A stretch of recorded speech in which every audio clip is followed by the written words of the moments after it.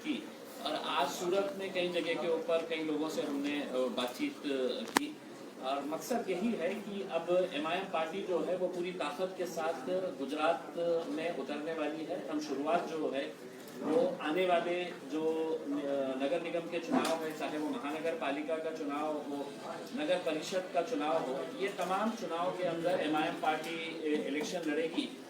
जहाँ पर BTP party का साथ हमारा अलायंस रहेगा, वहाँ पर हम पूरी अलायंस के साथ हम काम करेंगे। कुछ दिनों के अंदर हम डेट डिक्लेयर करेंगे कि असदुद्दीन अवैसी साहब भी यहाँ पर गुजरात के अंदर आएंगे। हमको ऐसा लगता है कि गुजरात के अंदर एमआईएम पार्टी के लिए बहुत ज़्यादा स्कोप इस वजह से है क्योंकि जितने भी लोगों से, चाहे वो राजनीति से ताल्लुक़ रखने वाले लोग हो या अलग अलग क्षेत्र से आने वाले हो, प्रोफेशनल्स हो या आम आदमी हो, हर एक को ऐसा लगता है कि हमने आज तक जो वोट यहाँ पर दिया है वो मजबूरी के तहत दिया है और मजबूरी ये थी कि हमारे पास कोई ऑप्शन नहीं था और वो ऑप्शन अब हम एमआईएम और बीटीपी पार्टी के रूप में गुजरात की जनता को हम देने के लिए आ रहे हैं। हम साफ तरीके से ये कहना चाहते हैं कि एमआईएम के ताल्लुक से एक छवि इस तरह की बनाई जाती है कि ये महज मुसलमानों की पार्टी है। हम एक मोहब्बत का पैगाम लेकर आए हैं, दोस्ती का हाथ बढ़ाने के लिए आए हैं, तमाम जाति, धर्म और मजहब के लोगों को हम साथ में लेकर चलने के लिए आए हैं। जो एमआईएम का पॉजिटिव फेस है ये अक्सर मीडिया भी नहीं दिखाती है और पॉलिटिकल पार्टीज भी नहीं दिखाते हैं कि हमारे कई जगह के ऊपर हमारे कितने सारे ऐसे नॉन मुस्लिम हमारे कैंडिडेट्स को हमने टिकट दिए हैं, कई जगह के ऊपर वो चुनकर आए हैं। उदाहरण के तौर के ऊपर मेरे औरंगाबाद के अंदर 26 कॉर्पोरेटर्स चुनकर आए हैं, जिसमें से 6 कॉर्पोरेटर्स जो है वो नॉन मुस्लिम कैंडिडेट्स है। उसमें एससी कैंडिडेट भी है, उसमें हिंदू हमारी बहन भी चुनकर आई है। हैदराबाद के अंदर आप देख लीजिएगा कितने ऐसे कैंडिडेट्स हैं जहाँ पर हम टिकट भी देते हैं और वो चुनकर भी आते हैं। लेकिन एक इमेज को पोर्ट्रेट किया जाता है कि एमआईएम सिर्फ मुसलमानों की जमात है, तो कतई मुसलमानों की जमात नहीं है। हाँ, हम मुसलमानों के मुद्दे हम जरूर उठाते हैं। उसकी वजह यही है कि जिन्होंने सालों तक भरोसा किया है वो लोगों ने हमारे साथ धोखा किया है, इस वजह से हमको ये मुद्दे उठाने पड़ते हैं। तो गुजरात की भी आवाम, उसके अंदर तमाम जाति, धर्म और मजहब के लोगों से हम अपील करना चाहेंगे कि एमआईएम को भी आप एक मरतबा साथ दीजिए, एक मरतबा देखिए, हमको आजमाइएगा। हम वो पार्टी नहीं है जो 5 साल में एक मरतबा लोगों के बीच में जाते हैं। अगर आप हैदराबाद में देखेंगे, दारुसलाम के अंदर वहाँ पर जितने भी हमारे नुमाइंदे चुन के आते हैं, चाहे वो कॉर्पोरेटर हो, एमएलए हो या खुद असदुद्दीन अवैसी साहब हो, उनकी हर रोज 11 बजे क्लास भरती है दारुसलाम के अंदर और हर आदमी वहाँ पर आकर अपने मसले मसाइल वहाँ पर एड्रेस करता है। हैदराबाद के अंदर जो काम अवैसी बंधु कर रहे हैं, मैं बड़ी जिम्मेदारी के साथ ये बात गुजरात की सरजमीन के ऊपर करना चाह रहा हूँ। हम ओपन चैलेंज करते हैं कि गुजरात की कोई राजनीतिक पार्टी ने हमको ये काम दिखाना कि हम भाषणों के अलावा, हम राजनीति के अलावा हम सामाजिक कार्य कैसा कर रहे हैं करके। ये हमारा ओपन चैलेंज गुजरात की तमाम राजनीतिक पार्टियों को कि हैदराबाद में जो असदुद्दीन अवैसी साहब जिस तरीके से वहाँ पर अकबर साहब मिलकर दोनों भी जो सोशल काम कर रहे हैं, तकरीबन 17,500, ये कोरोना से पहले का फिगर मैं बता रहा हूँ, 17,500 बच्चे जो है मुफ्त तालीम हासिल कर रहे हैं, फ्री एजुकेशन हासिल कर रहे हैं। ओवैसी स्कूल ऑफ एक्सीलेंसी जो चलाते हैं और जिसके पूरी जिम्मेदारी अकबरुद्दीन अवैसी साहब लेते हैं, उस स्कूल के अंदर आप जाएंगे तो कहीं पर भी आपको एमआईएम की जो छवि जो बना के रखते हैं, वहाँ पर एडमिशन देते वक्त न जात देखी जाती, न धर्म देखा जाता है। सिर्फ उसका क्राइटेरिया होता है कि गरीबी, जो भी गरीब बच्चा या बच्ची है उनको टोटल मुफ्त किताबें दी जाती है, मुफ्त उनका यूनिफॉर्म दिया जाता है, मॉर्निंग का ब्रेकफास्ट उनको मुफ्त दिया जाता है, टोटल एजुकेशन फ्री है।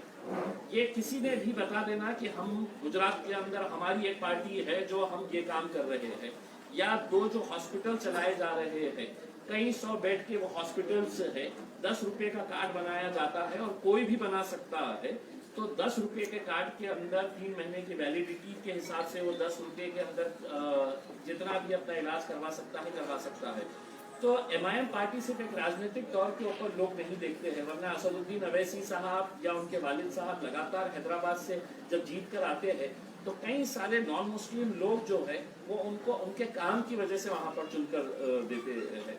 हम यही कोशिश करेंगे कि गुजरात के अंदर आए तो गुजरात के कुछ गरीब इलाकों के अंदर हम किस तरह से काम आ सकते हैं कि वहाँ पर स्कूल्स हम अगर स्टार्ट कर सकेंगे। जैसे महाराष्ट्र के अंदर असद साहब ने अभी, अकबर साहब ने अभी ज़मीन लिए है, वहाँ पर हम लोग स्कूल बनाने का काम शुरू कर रहे हैं। और यही तर्ज के ऊपर कि कोई कमर्शियल एंगल के ऊपर स्कूल्स स्टार्ट कर रहे हैं, ऐसा नहीं है।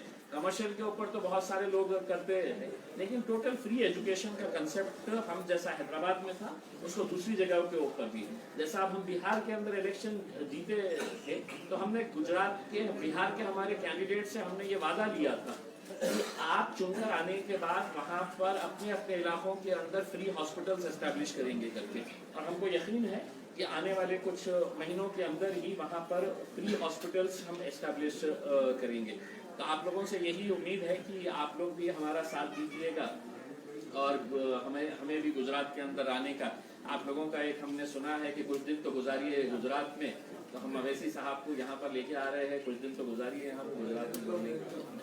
आपके कुछ सवाल अगर होंगे तो। सूरत को क्यों पसंद किया? सूरत को क्यों पसंद किया? पसंद तो हमने पूरे गुजरात को किए हैं। हम दरअसल ये है कि सूरत ही नहीं, हम अहमदाबाद हो, गोधरा हो, कच्छ का इलाका हो, भरूच हो या सूरत हो, जहाँ जहाँ से भी हमको ऐसा लगता है कि यहाँ पर हमें, देखिए एक ये होता है कि इलेक्शन लड़ना सिर्फ लड़ने के लिए लड़ा जाता है। इलेक्शन लड़ना और इलेक्शन जीतना, हम यहाँ पर आ रहे हैं तो सिर्फ इलेक्शन लड़ने के लिए नहीं आ रहे, हम इलेक्शन जीतने के इरादे से। किस मुद्दे पे लड़ोगे? मुद्दे यही है कि एक मुद्दा यही है कि आप देख लीजिएगा, हिंदुस्तान के किसी भी शहर के अंदर चले जाइएगा जहाँ पर गरीबों की बस्ती होती है, और जब मैं गरीबों की बात करता हूँ तो गरीबों का मतलब ये है कि दलितों की बस्ती हो गई है, मुसलमानों की बस्ती हो गई है, वहाँ पर विकास क्यों नहीं होता है? वहाँ पर हम ये मांग करते हैं कि वहाँ पर स्कूल्स एस्टैब्लिश किए जाए, वहाँ पर बच्चियों के लिए कॉलेजेस बनाए जाए, एजुकेशन उनको दिया जाए, लेकिन वहाँ पर आपको सिर्फ गंदगी नज़र आती है। इलेक्शन के वक्त में बड़े बड़े वादे किए जाते हैं, लेकिन इलेक्शन खत्म होने के बाद कुछ किया नहीं जाता है, इन्हीं मुद्दों को लेकर। और दूसरा ये है कि वो लोगों को हम एक्सपोज करना चाहते हैं जो इलेक्शन के वक्त में आकर बड़ी बड़ी बातें तो करते हैं, लेकिन इलेक्शन खत्म होने के बाद चले जाते हैं। आज असदुद्दीन ओवैसी साहब को लोग क्यों अपना रहे हैं? क्या वजह है कि आज बीटीपी पार्टी के छोटू भाई वसावा साहब हमारे साथ आए हैं, बिहार के अंदर बहुजन समाज पार्टी हमारी मायावती बहन हो या जितने भी यादव पार्टीज हमारे साथ जुड़े थे, कहीं ना कहीं ये जो एक मामला था कि नहीं ओवैसी साहब के करीब में नहीं जाना, और इसको एक डर बनाया गया था। और विशेषकर इसके लिए कांग्रेस को हम जिम्मेदार देते हैं, क्योंकि जहां पर भी हम गए तो कांग्रेस ने इसी तरह का प्रचार किया, देखिए अब ये आ गए हैं तो अब ये वोट बंटने वाला है, ये वोट काटने के लिए आए हैं, ये किसी का फायदा होगा। हमने इतने सालों तक कहीं पर लड़े ही नहीं थे, हमने बिहार के अंदर इलेक्शन लड़ा ही नहीं था, लोकसभा का सिर्फ एक सीट हमने लड़े थे, 3 लाख वोट हासिल किए थे, लेकिन पूरा ठिकड़ा हमारे ऊपर फोड़ा गया कि नहीं ये एमआईएम मान गई है, इस वजह से हमको हाथ। तो अब कांग्रेस की फितरत ऐसी हो गई है कि नाच ना जाने आंगन टेढ़ा, जहां पर भी इनको कहीं कामयाबी नहीं मिलती है तो इसका पूरा ठिकड़ा हमारे सर पर फोड़ डालो कि भाई ये एमआईएम की वजह से हुआ। अपने अंदर झांकिए, अपने अंदर देखिएगा कि हमारी गलतियां क्या हो रही है कि आज पूरा मुस्लिम समाज जो है वो कांग्रेस से दूर चला गया है या दूर जा रहा है, और वो कहता है कि उन्हीं की मांग है कि एमआईएम पार्टी ने आना चाहिए। दलित समाज के अंदर यही मांग हो रही है कि नहीं हम एमआईएम के साथ जुड़ना चाह रहे हैं। ये जो बदलाव आ रहा है ये अपने अपने तौर के ऊपर राजनीतिक पार्टियों ने सोचना चाहिए। एमआईएम भी एक पार्टी है जिसको अधिकार है कि कहीं पर भी जाए, कहीं पर भी इलेक्शन लड़े। हम दूसरी जगह पर लड़ रहे थे, गुजरात भी आए। इम्तियाज भी आप भी जानते हो पूरे जितने भी लोग जो भी बात करना है बाहर चले जाइए, देख के बोलना। जितने भी लोग हैं ऐसी चर्चा चल रही है और माना गया है कि भारतीय जनता पार्टी और एमआईएम है वो एक पिछले बंद दरवाजे एक साथ ही खड़ी है। देखिए एक उदाहरण के तौर के ऊपर देना चाहता हूँ, 20 साल से लगातार औरंगाबाद में भारतीय जनता पार्टी और शिवसेना का उम्मीदवार लोकसभा का चुनाव जीतते आ रहा था। एक बार भी एमआईएम पार्टी ने लड़ी नहीं इलेक्शन। जब हमको असद साहब ने कहा कि औरंगाबाद से आप लड़िएगा, तो कांग्रेस के बड़े बड़े दिग्गज और राष्ट्रवादी कांग्रेस के शरद पवार साहब की पार्टी के बड़े बड़े दिग्गज औरंगाबाद में आए और उन्होंने कहा कि अब इलेक्शन लड़ने की जरूरत नहीं है, ये तो आराम से सीट है तो शिवसेना फिर से निकाल लेगी, क्योंकि अब ये एमआईएम आ गई है, ये वोट बंटने वाले हैं। नतीजा क्या हुआ है उसका कि जब हम लड़े और हमने लोगों से कहा कि अब इनमें इतनी हिम्मत नहीं है, इनके अंदर वो जीतने की जो कुव्वत होनी चाहिए, लड़ने की जो ताकत होनी चाहिए, वो ताकत इनकी खत्म हो गई है कांग्रेस राष्ट्रवादी की, एक बार हमारे पीछे आओ। और जब हमारे पीछे आए तो हमने उनको हरा दिया। अब आप बताइएगा कि अगर हम लड़ेंगे नहीं तो जीतेंगे कैसे? अब आप लोग कांग्रेस वाले कहते हैं कि नहीं हमने लड़ना ही नहीं, तो हमने लड़ना नहीं तो हमने क्या गोटियां खेलना, हमने क्या करना? हम लड़ रहे हैं तो हम जीत रहे हैं।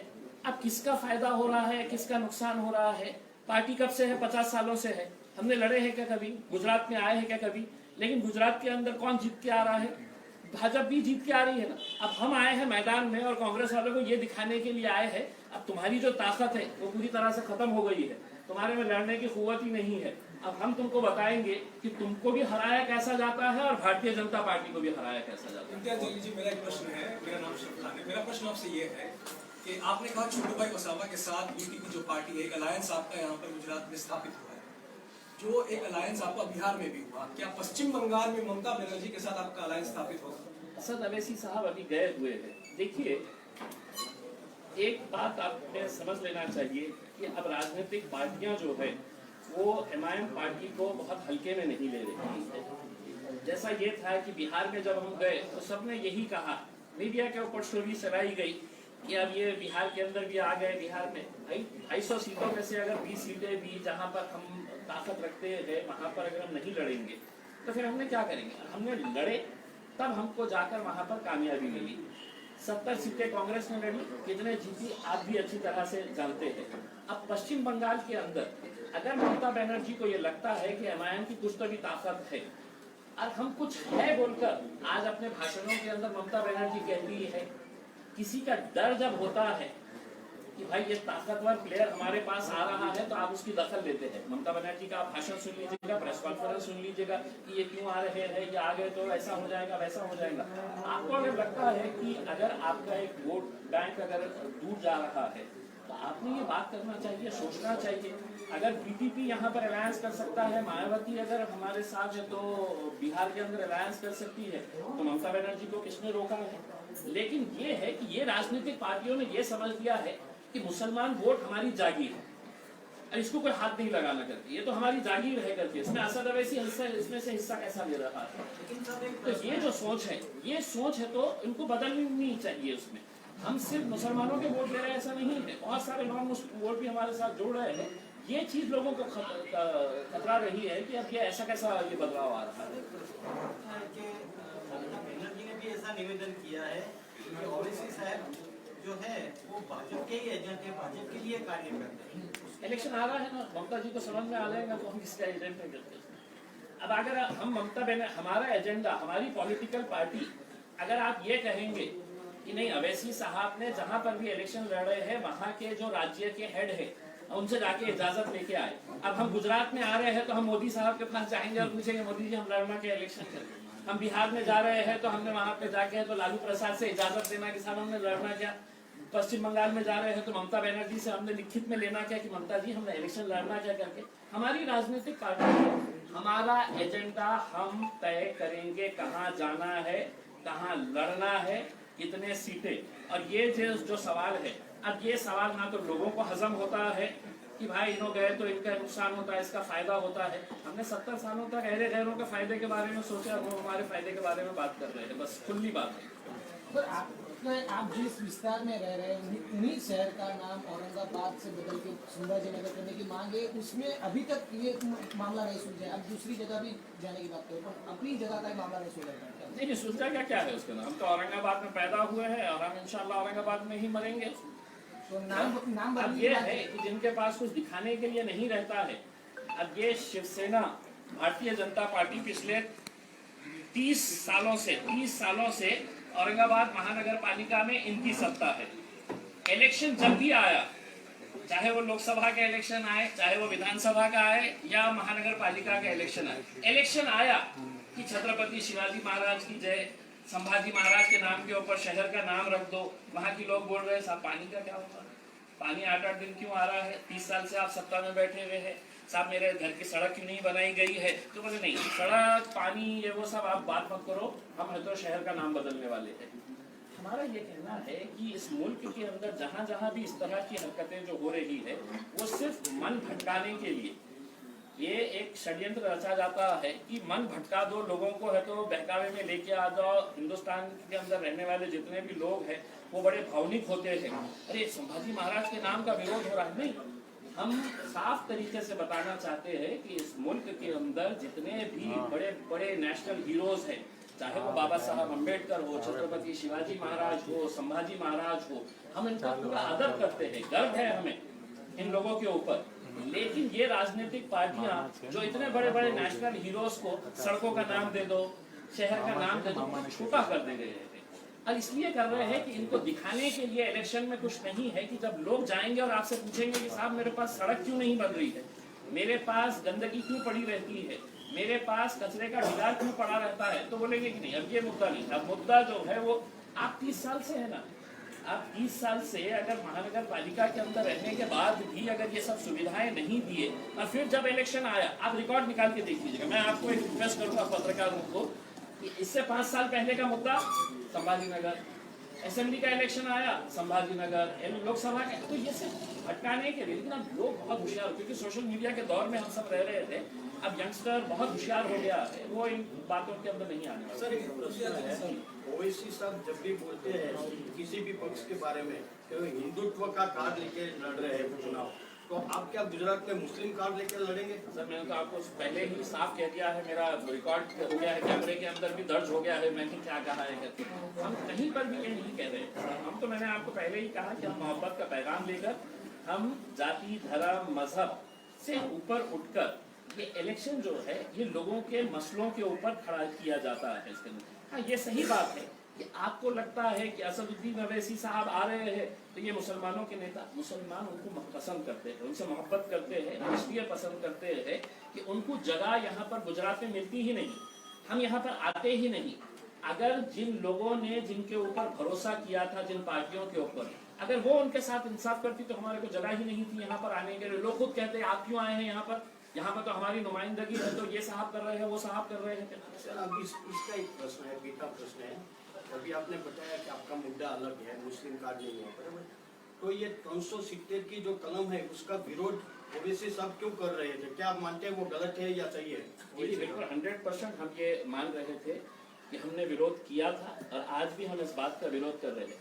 देखिए ये देश जो है ये डेमोक्रेटिक कंट्री है, ये यहाँ पर लोकतंत्र है, यहाँ पर हुक्मशाही नहीं है। हमने विरोध किस बात का किया था आप अच्छी तरह से देखिए, फिर हमको डिस्टॉर्ट किया जाता है कि एमआईएम वालों ने किया है। हमने ये कहा कि जम्मू एंड कश्मीर के अंदर एक असेंबली है और असेंबली के अंदर कौन जाता है, वो विधायक बैठते हैं जिनको जनता चुनकर वहां पर भेजती है कि तुम ये फैसला करो कि क्या होने वाला है करके, मेरे ताल्लुक से, हमारे राज्य के ताल्लुक से। अगर आप उसको बाईपास कर देंगे और ये कहेंगे कि नहीं अब हमारे पास तो 300 का आंकड़ा है, 300 से ज्यादा हमारे एमपीज है, अब हम कुछ भी फैसले करेंगे करके, तो हमने विरोध इस बात के लिए किया था कि आप जम्मू एंड कश्मीर की असेंबली के अंदर इसको पहले पास करो। जो प्रोसीजर था, जो कई सालों से हमारा जो एक नियम बना हुआ है, वो नियम के हिसाब से करो। लेकिन अगर मोदी साहब और अमित शाह साहब कहेंगे कि नहीं साहब अब तो हमारे पास आंकड़े हैं, हम कुछ भी कर डालेंगे और कुछ भी बोलेंगे, तो ये देश जो है लोकतंत्र के हिसाब से चलता, हुक्मशाही के हिसाब से नहीं। लेकिन अनफॉर्चुनेटली हम हर रोज देख रहे हैं इस देश के अंदर एक हुक्मशाही का माहौल हो गया है कि हमने बोल दिया अब वो पत्थर की लकीर हो गया है करके। तो नहीं, सत्ता में तो कहीं लोग आते हैं, कहीं जाते हैं, जो ऊपर जाता है उसको नीचे आना पड़ता है और ये सरकार भी आएगी इंशाल्लाह। इम्तियाज जलील जी, आपने कहा कि इस चुनाव लड़ना आपका संवैधानिक अधिकार है। मेरा एक प्रश्न है, हैदराबाद में अभी चुनाव हुए जहाँ पर भाजपा का कोई गढ़ नहीं था, पर भाजपा उभर के वहाँ पर आई है, क्या आपको नहीं लगता हैदराबाद में कुंभे में कहीं ना कहीं फूट हो रही है? नहीं, देखिए मतलब हैदराबाद का इलेक्शन जो था वो महानगर पालिका का इलेक्शन था। महानगर का एग्जिस्टेंस नहीं था बीजेपी का, सिंगल लार्जेस्ट पार्टी बनी वहाँ पे। नहीं, लेकिन उस तर्क, अगर यही तर्क अगर लगाया जाए तो वही तर्क है तो 2 महीने 3 महीने के बाद आप भी कहेंगे गुजरात में तो मजलिस का कोई वे ही नहीं था, इतनी ज्यादा सीटें कैसे आ गई थी। यही तर्क अगर लगाया जाए, मैं आपको सिर्फ एक बात कहना चाहता हूँ कि महानगर पालिका का इलेक्शन जो होता है वो अपने इलाकों के मुद्दों के ऊपर होता है कि हमारे इलाके के अंदर किसी के पानी का मसला, किसी के गटर का, किसी का ड्रेनेज का, किसी के स्कूल का, हॉस्पिटल का, ये मुद्दों के ऊपर होता है। मैं उस वक्त भी मैंने हैदराबाद के अंदर प्रेस कॉन्फ्रेंस लेकर मैंने ये कहा था कि मैं ओपन चैलेंज कर रहा हूं अमित शाह साहब को कि आप बताइएगा कि इस मुल्क के अंदर कौन सा ऐसा महानगर पालिका का इलेक्शन था कि जहां पर इतने सारे भाजपा के मुख्यमंत्रियां, इतने सारे केंद्रीय मंत्रियां, अमित शाह साहब, वहां पे योगी साहब, ये इतने बड़े बड़े दिग्गज नेता किसी स्थानिक इलेक्शन के अंदर प्रचार करने के लिए आए। अमित शाह साहब को मजबूर होना पड़ा कि उनको सड़कों के ऊपर निकलना पड़ा, योगी साहब को पैदल चल के रैली करना पड़ा हैदराबाद के अंदर, तब जाकर उनको सीटें मिली। हमको कहीं पर भी ये नहीं। उस वक्त क्या हमने ये कहा था कि नहीं ये तो हमारा गढ़ है, इसके अंदर कैसा आए हैं आप? आपको अधिकार है, आप आए हैं करके। अब वैसा ही अधिकार हमारे को गुजरात में है। 3 महीने के बाद आप यही सवाल करेंगे कि आपका तो यहाँ कुछ था नहीं, आप इतने सारे सीटें कैसे जीत गए हैं करके। जीतेंगे सर 3 तलाक का जो प्रश्न है सर, एक सेकंड, आपने भी बताया कि डेमोक्रेटिक वे पे सब बात की, लेकिन जब भी चुनाव के प्रवचन भाषण होते तब ओवैसी जी यही बोलते कि वजीर आजम में मोदी जी को नहीं मानता, तो उस टाइम पे डेमोक्रेटिक वे कहाँ पे? अभी चुनाव कोई भी आदमी चुनकर ही को प्रधानमंत्री बनाए, तो डेमोक्रेटिक वे में संविधान के आधार पर नहीं, आप मुझे एक स्टेटमेंट जहाँ पे बता दीजिएगा कि असद साहब ने बोले हैं करके कि मैं तो नरेंद्र मोदी को वजीर आजम नहीं मानता हूँ करके। इस तरह का अगर कोई स्टेटमेंट होगा तो आपको मैं 5 मिनट देता हूँ, गूगल करके आप मुझे सुना दीजिएगा सबके सामने। आप देख लीजिएगा। नहीं देखिए, अब आपने किए हैं साफ सवाल, अब आपको ही एस्टेब्लिश करना पड़ेगा। हमारा विरोध मोदी साहब, भारतीय जनता पार्टी के कई नीतियों का हम विरोध करे हैं और आगे भी हम करते रहेंगे। लेकिन अगर कोई डिस्टॉर्ट करके आप ये बता दीजिएगा इस देश के अंदर कानून है नहीं है इसके, अगर कहीं पर भी, अब कल के दिन ही पता चला है कि कोई एक आर्टिस्ट बंबई में मध्य प्रदेश के अंदर गया था, उसको जेल के अंदर डाल दिया है करके। उसमें अगर असदुद्दीन अवैसी साहब अगर कुछ इस तरह का बयान कर रहे हैं तो भारतीय जनता पार्टी के पास तो इतनी बड़ी टीम है और उनका काम ही ये है उसके अंदर इसके खिलाफ वो कर डालो, उसके खिलाफ, तो क्यों नहीं कंप्लेन किया असदुद्दीन अवैसी साहब के खिलाफ कि इनके ऊपर FIR रजिस्टर होना और इनको भी जेल में डालना चाहिए करके। भाई जो चीज अगर इस देश के अंदर अगर कोई संविधान के हिसाब से चल रहा है और जो संविधान की भाषा कर रहा है पूरे देश में, तो सिर्फ एक ही आदमी है और उसका नाम है बैरिस्टर असदुद्दीन अवैसी। आपको पसंद आए ना आए, लेकिन हकीकत यही है कि पार्लियामेंट के अंदर भी असद साहब जब खड़े रहते हैं, बोलते हैं, तो संविधान के हिसाब से बात करते हैं। लेकिन अगर आप इस तरह से अगर डिस्टॉर्ट करके कि नहीं असद साहब ने ऐसा बोला है, कंप्लेन करिए साहब। मैं तो अभी बोल रहा हूँ कि पुराना स्टेटमेंट भी अगर निकालेंगे तो अभी गुजरात में से किसी को बोल रहा हूँ कि आप जाके कंप्लेन करिए कि असद साहब ने ऐसा स्टेटमेंट किए है। कानून अपना रास्ता इख्तियार करेगा। जलील साहब, एक सेकंड सर, वो 3 तलाक का है, उसके बारे में आपका क्या राय है? अब तो साहब सही हो है, गया है, अब तलाक खत्म हो गए। आपका ही प्रश्न है सर, आपका ही प्रश्न है। गुजरात में सिर्फ एक ही तलाक हुआ है साहब, अब जलील साहब, मेरा वो तलाक छोड़ के बाकी आप आपके पास जवाब नहीं है कि इसलिए आप ये हंसी मजाक में कर रहे हैं, लेकिन आप मानते हैं कि 3 तलाक सही था या गलत? मैं यही पूछ रहा हूँ सर। देखिए, हमने जब ये मुद्दा आया था इसका जमकर विरोध किया था और आज भी हम करते हैं। कुछ मुद्दे ऐसे हैं साहब कि हम समझते हैं कि उसको कानून के तहत आप हल नहीं कर सकते हैं। आप मुझे अगर ये कहेंगे कि साहब ट्रिपल तलाक का मुद्दा है, तो मैं कहूँगा कि दहेज नहीं लेने के ऊपर भी कानून बना है, लेकिन दहेज आज भी लिया जाता है, दिया जाता है। ये सामाजिक बुराई है सर, और ट्रिपल तलाक जो है ये एक सामाजिक बुराई है, ये किसी एक जात का मुद्दा नहीं है साहब। ऐसा नहीं है कि सिर्फ मुसलमानों के अंदर तलाक दिया जाता है, हर जाति धर्म के अंदर। और स्टैटिस्टिक्स है सर, डेटा है पूरा उसके अंदर कि क्रिश्चियंस के अंदर कितने, हिंदूज के अंदर कितने, मुसलमानों के अंदर कितने। तो ये एक सामाजिक बुराई है। इसका कानून के तहत नहीं कि कोई मियाँ बीवी के अंदर नहीं बन रही है तो आप उसको मियाँ को जेल के अंदर बंद कर डालेंगे। 2 साल तक है तो उसको कोई बेल नहीं होंगी। 2 साल तक वो औरत बेचारी क्या करने वाली है इसके बारे में कोई नहीं है। हमने तो ये मांग करे थे कि अगर आप कानून बना रहे हैं, अगर शौहर को 2 साल के लिए अंदर डाल रहे हैं, तो बीवी जो है, जो औरत जिसने तलाक ली है, उसके लिए कोई पैकेज आप दीजिएगा, वरना वो औरत कहाँ से ये करेगी कि अपना रोजी रोटी, उसका जो रोजमर्रा का जिंदगी कैसे गुजारेगी। तो ये मुद्दे थे, उसका हमने विरोध किया था साहब, और आज भी हमारा ये विरोध कायम है। ये डेमोक्रेसी की ब्यूटी है सर कि मतलब मेरे और आपके बीच में इख्तिलाफ होते रहेंगे, लेकिन आप भी चाहते हैं कि ये देश मजबूत रहे, हम भी चाहते हैं कि देश मजबूत रहेगा। इम्तियाज अली साहब, मेरा एक प्रश्न आपसे ये रहेगा कि बीटीपी के साथ आपका अलायंस हुआ है, सीट शेयरिंग पे कोई कंसेंसस हुआ है या नहीं? देखिए सर, मैं कल आते ही मतलब किसी ने पूछा कि आप बड़े रहेंगे या छोटे रहेंगे, तो छोटे रहेंगे सर। हम मतलब हमेशा से ही हम छोटे बन के ही अब हम ये चाह रहे हैं कि छोटू भाई को बड़ा भाई बना दे यहाँ पे उसके अंदर बहुत अच्छे तरीके से हम उनके साथ रहेंगे। सीट शेयरिंग के ताल्लुक से अभी बहुत अर्ली ये है, पहला चूंकि इलेक्शन है तो अभी बहुत सारी बातों के ऊपर चर्चा होना बाकी है इसमें, लेकिन आपको इतना यकीन दिलाते हैं कि सीट शेयरिंग के मामले के अंदर कहीं कोई वाद विवाद कहीं पर भी नहीं होगा, उसके अंदर हम अच्छे तरीके से इलेक्शन लड़ेंगे अलायंस। और आप लोग ने तैयारी दिखा दी है, चुनाव में गठबंधन हो चुका है, तो गुजरात के अंदर आपका प्रेसिडेंट कब जाहिर होगा, पूरी बॉडी कब जाहिर की जाएगी? सर पार्टी के चुनाव काफी नजदीक है। जी जी जी बिल्कुल, अभी मुझे तक भी कोई जाहिरात नहीं हुई। मुझे भी अभी तक यही, मैं इसी इरादे से आया था कि मैं और वारिस पठान साहब हम इसी इरादे से आए थे कि यहाँ के अंदर लोगों की ख्वाहिशें तो बहुत रहती है, लेकिन हम ज़मीनी स्तर के ऊपर जाकर देखें कि हम लोग वाकई में मतलब यहाँ पर आना चाहिए क्या। और यहाँ पे 3 दिनों के अंदर हमने ये तय किया है कि नहीं, यहाँ के जो नौजवानों में जोश है वो जोश को देखते हुए बाकी की जो फॉर्मेलिटीज़ है कि अब हमारी पार्टी का रजिस्ट्रेशन का ताल्लुक है, पार्टी का ऑर्गेनाइजेशन सेटअप करवाना है, तो वक्त बहुत कम है, ये भी मैं मानता हूँ। लेकिन पार्टी के अंदर कहीं पर भी एमआईएम पार्टी जो चलती है वो इम्तियाज जलील या वारिस पठान के नाम से नहीं चलती है।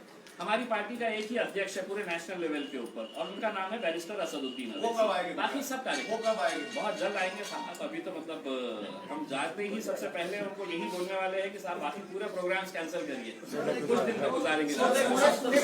नगरपालिका में आपका इलेक्शन में खड़े रहेंगे, पूरे गुजरात में जितनी भी जगह हो रहा है वो इलेक्शन सब जगह, जितनी जगह के ऊपर तो नहीं है। मतलब अभी कैसा है कि इलेक्शन लड़ना का मतलब ये है कि एक इलेक्शन ये होता है कि आप हर जगह लड़ लो, नतीजे नहीं आते हैं। हमने जैसे पहले बताया है कि आप लड़ेंगे तो जीतेंगे, तो वो जीतने के इरादे से जहाँ जहाँ पर भी हमारे स्ट्रॉन्ग होल्ड्स हमको नजर आते हैं कि यहाँ पर हमारी पॉसिबिलिटी है तो हम यकीनन वहाँ पर लड़ेंगे। कहाँ आपने कुछ डिसाइड किया कहाँ पर?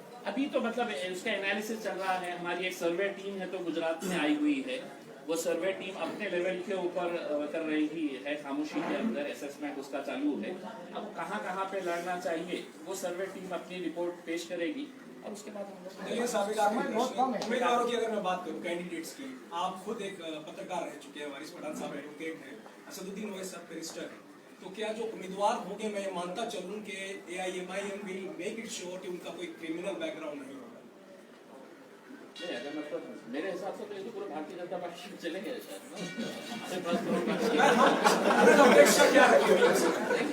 और मतलब देखिए हमारी ख्वाहिश है, ये एक फैक्ट आपने बहुत अच्छा सवाल किया है, ये एक अच्छा सवाल किया है कि एमआईएम पार्टी के अंदर हमारा खुद का एक एनालिसिस है। हमने जहाँ जहाँ पर भी इलेक्शन लड़ा है, आप देखेंगे कि जहाँ पर भी हमने अच्छी छवि के एजुकेटेड लोग हैं, जैसे बिहार के अंदर भी आप देखेंगे कि हमारे पूरे 5 कैंडिडेट जो है उनकी छवि, उनका एजुकेशन बैकग्राउंड, या महाराष्ट्र के अंदर जब हम आए थे तो हाई कोर्ट में प्रैक्टिस करने वाला एक लॉयर, मैं एक छोटा सा पत्रकार था, लोगों ने एक्सेप्ट कर लिया।